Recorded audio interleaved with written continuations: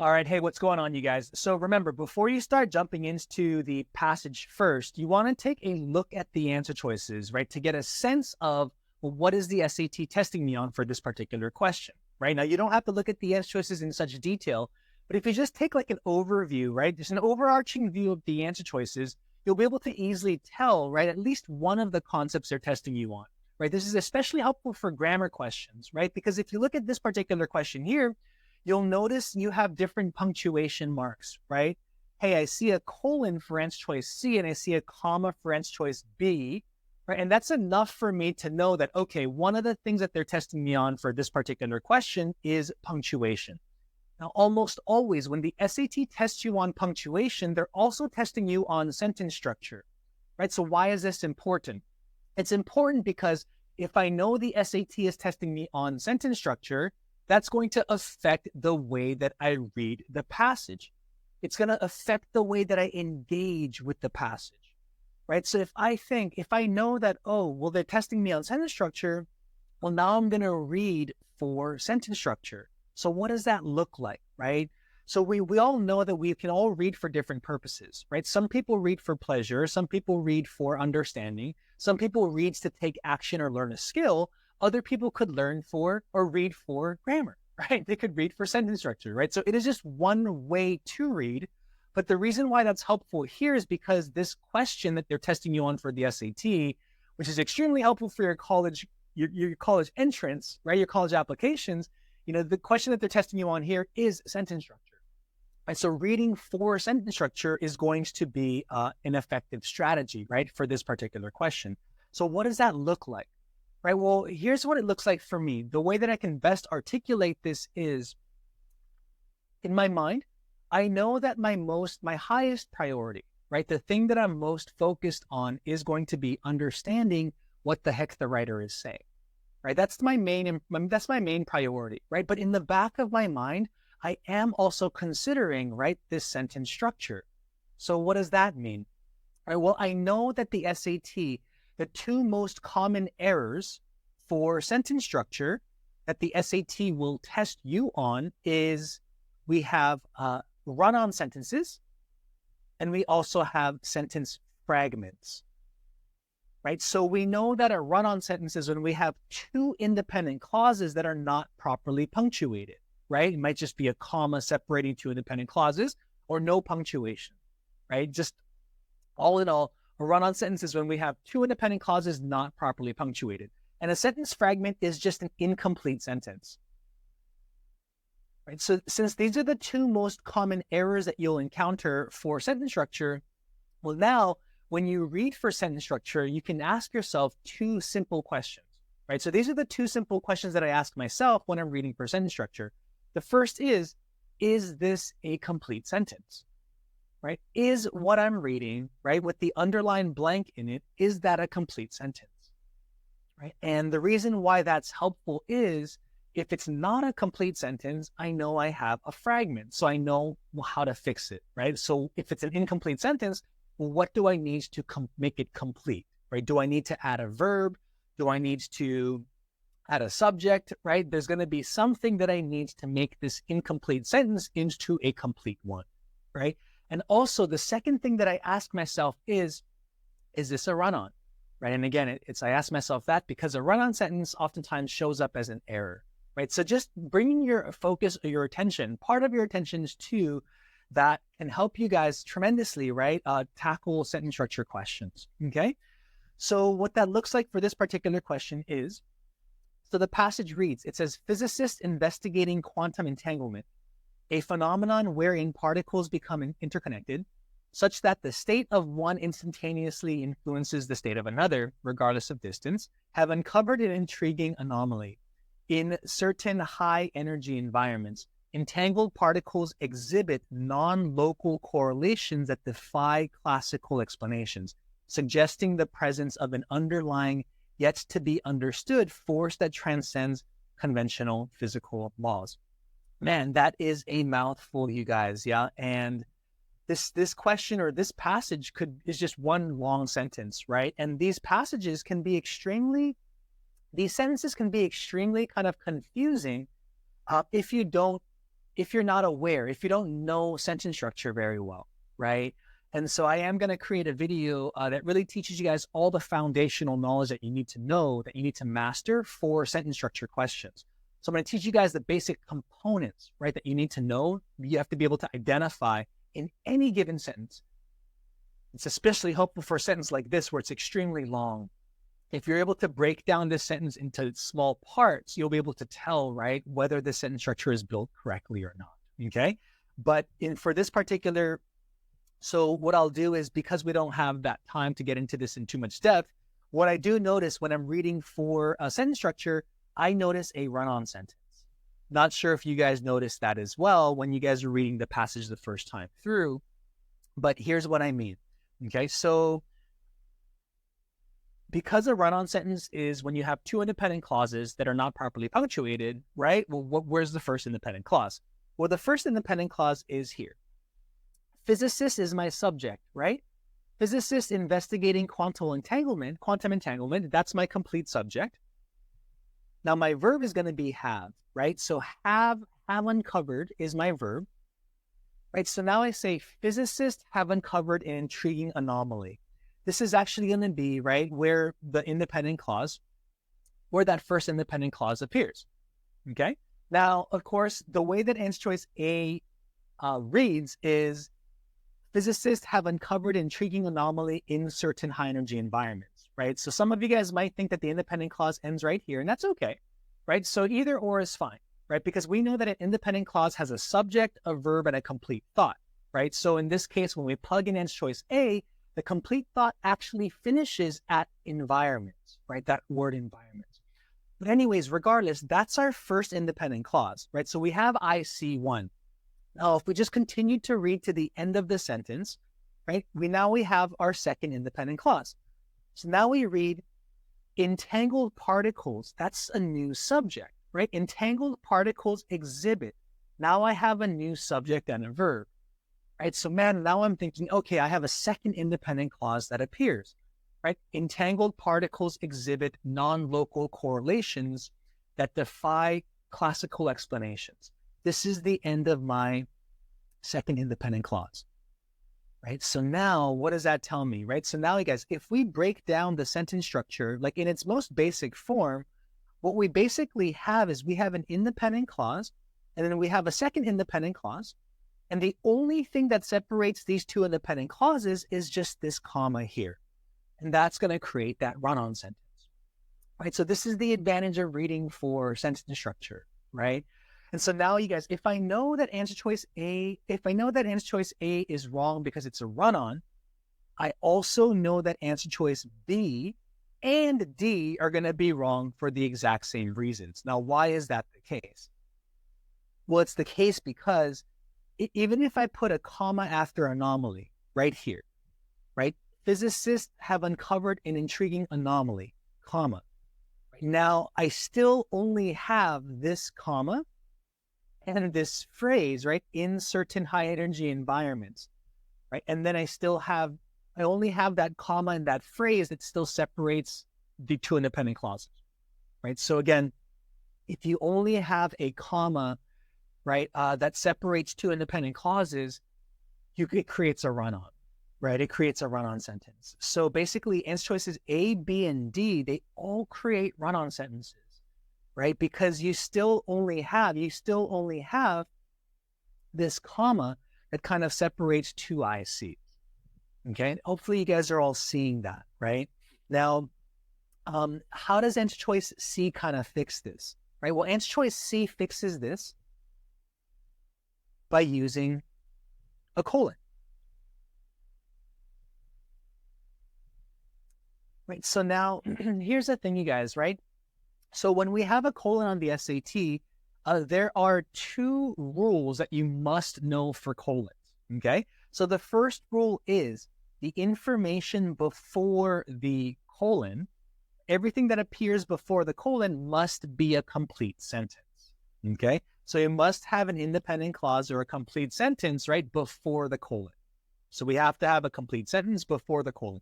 That's the first thing that we're checking for, okay? Now, the second rule is the information after the colon all this information has to do is it has to clarify or it has to explain, right, the information that came before the colon. Okay, so the job of the information after the colon is to clarify or explain, right, the information that came before. Okay, so it kind of refers back to what was previously talked about, right? And it does so in a way that clarifies or explains what was talked about before. Okay, and that's the only job of the information after the colon. Now, the information after the colon can be one word, it can be a phrase, or it can even be a complete sentence. Like that doesn't matter, right? And so it can be a list, right? So because the information after the colon can be all of these things, right? We have a grammatical sentence structure, okay? So it's not always that we use a colon to separate two independent clauses, although we can do that, right? We don't always do that. Sometimes the information after the colon can be a single word or it can be a list, right? So just keep that in mind, right? But what you must know is that the information after the colon just refers back to what was previously talked about, and it does so in a way that explains or clarifies that previous information, right? So if we see here, the information after the colon, what is it clarifying? It's kind of clarifying what the intriguing anomaly is that the physicists have uncovered, right? So what is that intriguing anomaly? And that intriguing anomaly is, right, in certain high energy environments, entangled particles exhibit non-local correlations that defy classical explanations, right? So if it's doing something that normally doesn't do, it defies or goes against classical explanation, that's that intriguing anomaly, right, that physicists have uncovered. So can you see how the information after the colon is actually clarifying or explaining the information that came before, right? So this is why grammatically and also logically, right, answer choice C here is going to be the correct answer, okay? Now, let me go one step further to help you guys out, because I know that sentence structure is an area that a lot of students kind of struggle with, right? So let me just write this down for you guys. So there are several things that you must master, not just kind of sort of know, but master when it comes to if you want to get really good at sentence structure and punctuation questions. So I train the heck out of my students in these ways to make sure that every single student is able to get, right, at least like maybe 19 out of 20 questions correct on sentence structure. For my high level students, I tell them, right, that they have to be able to get 99 out of 100 sentence structure questions correct. Like that's how well I want you guys to master, right, these concepts for sentence structure. So what are those sort of things, right, that you must know extremely well? So the first thing is definitely you have to be able to master the different components of a sentence, right? We're not going to get into this in detail because it's a whole hour-long lesson on this concept, but the different components of a sentence. So what's a component? A component is just a part, right? So there's 5 basic components or 5 basic parts of a sentence that you must master, right? So I'll just list out those 5. So those 5 are an independent clause, I see, a dependent clause, a phrase. We also have a list, and then we have adjectives in a list. So these are the 5 basic components that you have to master, right, when it comes to if you want to master a sentence structure, okay? So you have to be able to identify what the independent clause or what the independent clauses are in a sentence.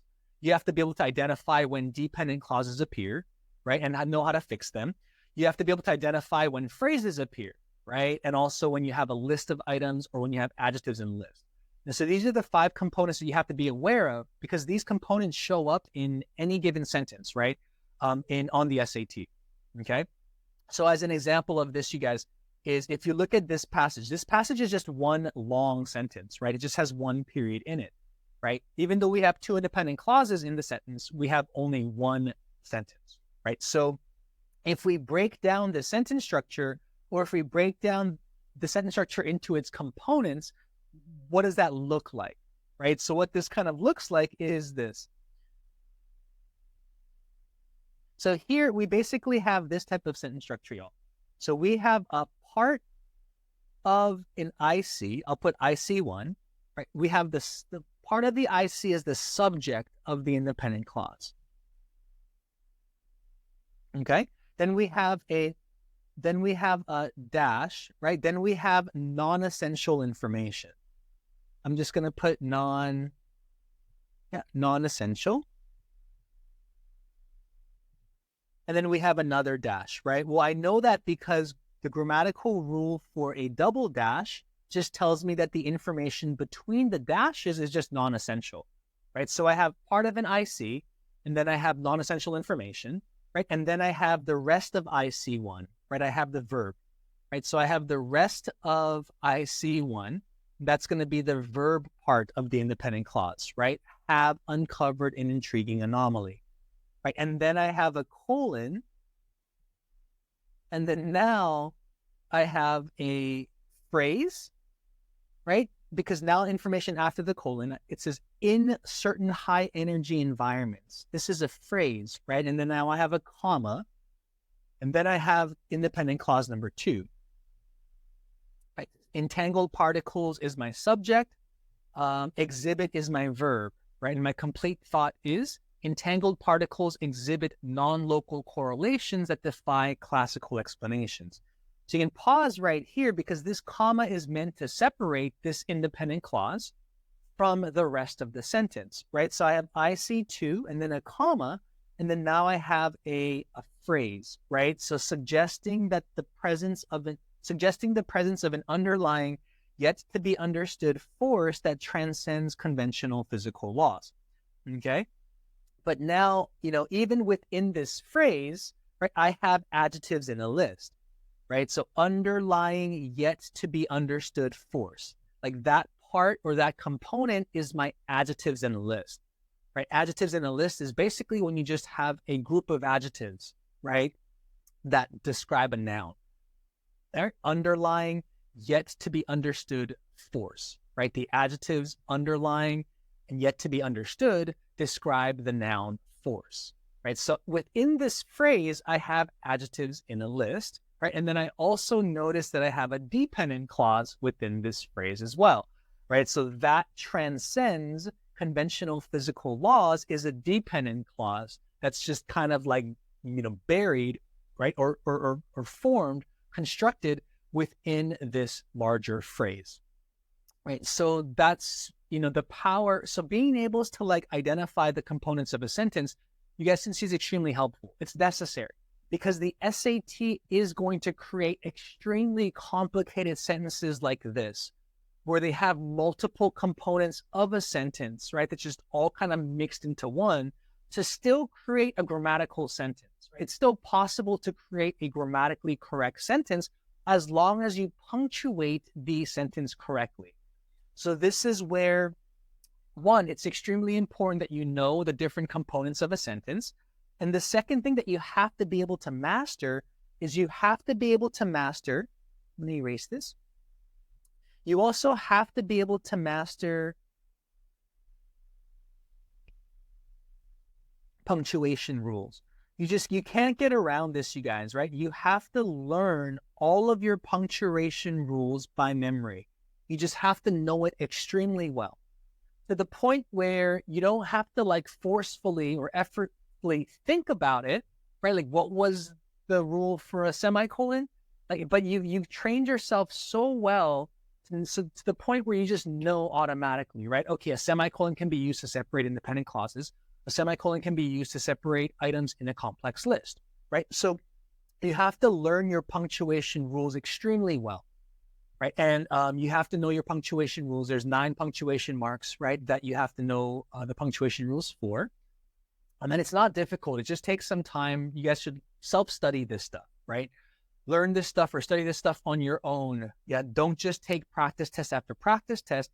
You have to spend some time sitting and studying the punctuation rules, memorizing them, quizzing yourself on them, right, to prepare yourself for the test, okay? So those are 2 things that you have to know. And then the third thing is really you have to learn how to track. You have to learn how to track different components of a sentence. So tracking is an extremely important skill that you must develop, right? So tracking is basically where you're able to identify, right, different components of a sentence. You're able to identify or know when this component appears in a sentence, and you also have to be able to track it or follow it to determine or figure out where this component ends, okay? So a simple example of that, right, would be tracking where an independent clause begins and ends, right? So we know that an independent clause has a subject, a verb, and a complete thought, right? So the independent clause for the second one begins here, right? Entangled particles exhibit. I know that because we have this subject-verb combination, right? Particles exhibit non-local correlations, right? Subject, verb, and then now I'm just tracking this independent clause to read where it ends. So it's not difficult to do. You guys can all do this. You just have to read for it, right? So just read to figure out where you think it ends, right? It usually ends with a punctuation mark, but it's not always the case that it ends with a punctuation mark, right? So you just have to kind of be aware of the sentence that's given, for that particular passage, right, that you're reading. But here we know, right, we already mentioned this, but we know that the sentence ends at explanations, right? The reason why I know that is because we wouldn't read explanations suggesting as like one fluid thought, right? But instead we would just read it as particles exhibit correlations that defy explanations. And that's where our thought ends. And then we have this new thought, right, in the form of a phrase that begins, right, suggesting the presence of an underlying. And we know that the phrase doesn't end here because it continues on, right? Because we wouldn't just say suggesting the presence of an underlying, because that's now incomplete. It's not meaningful. What the heck does that mean, right? So we're supposed to kind of keep reading, right? So this component, this phrase is going to continue on, and it's going to say suggesting the presence of an underlying force that transcends conventional physical laws. Right? That's where that thought ends. That thought is a phrase, and that phrase is an incomplete thought because it's not, we don't have a subject and a verb, right? We just have this phrase, right? A phrase is just a group of words, right, that describes something in the sentence, right? A phrase is an incomplete sentence. It cannot stand by itself as a complete sentence, right? But the job of a phrase is just to add more details to the sentence. We don't always need a phrase in a sentence for the sentence to be grammatically correct, right? But I'm just kind of showing you guys that, it's being able to track components, right, is an extremely important skill that you have to develop, right? So those are the three sort of main things that you have to master. The different components of a sentence, right? You have to learn punctuation rules, and you have to learn this abilities to track information, right? To identify when these components appear and when they end, right? And when a new component kind of appears, right? That'll help you guys to really deconstruct or analyze sentences that are extremely complicated, right, into its most basic components, right? And doing that can really help you guys to master and get all of these punctuation and sentence structure questions correct, okay? Guys, I'd love to, if you guys can do me a favor, please write in the comment section one thing that you learned, right? One thing that was helpful or meaningful to you. And also, please let me know in the comments, like, what is one thing that you're still having trouble with? And try to be as specific and clear as possible, because the more specific you are with your requests, the more that I can help you guys out. Again, I'm committed to helping you guys get fewer than 5 wrong consistently on the SAT reading and writing sections of this test. And that's a promise that I'm committed to doing, but I need your guys' help, right? Because my commitment is to millions of kids around the world, but I don't know how each of you guys kind of thinks. I don't know what each of you guys is having trouble with. So that's part of your responsibility, is to kind of tell me that. The better or the more clearly you can tell me that, the more I promise you I can help you guys out with this stuff, okay? But anyways, you guys, until the next video, right? Again, my name is Jin Teacher, and it was great working with you guys. I hope you guys got something out of this video. I hope you guys enjoyed this video as much as I enjoyed making it for you. Take care, you guys, and I'll see you in the next one.